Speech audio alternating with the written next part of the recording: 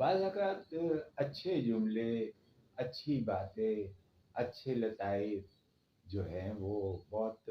گفتگو کے اندر مددگار ثابت ہوتے ہیں، لیکن لطیفے سناتے ہوئے یہ خیال رکھیں کہ لوگ آپ کی شخصیت کو غیر سنجیدہ نہ لیں۔ اگر آپ کسی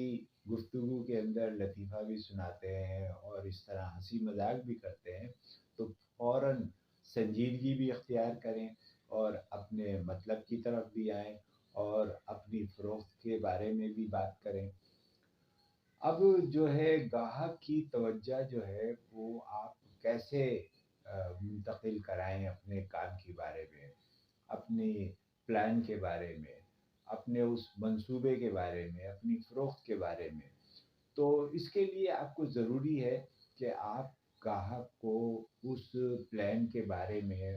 ایسی باتیں کریں کہ اس سے دلچسپی کا اظہار ہو اور وہ کہے کہ ہاں اس کے بارے میں مجھے ذرا پھر سے سمجھائیں، اس کی تفصیلات مجھے دیں، اس کا کوئی بروشر ہے تو وہ بھی مجھے لا کر دیں۔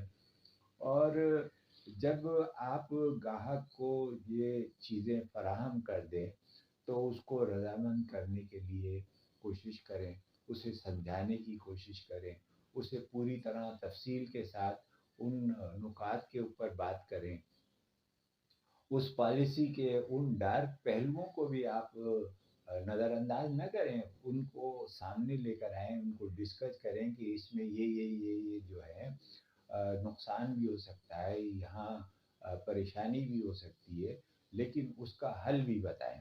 اور اگر آپ نے اس طریقے سے اس کو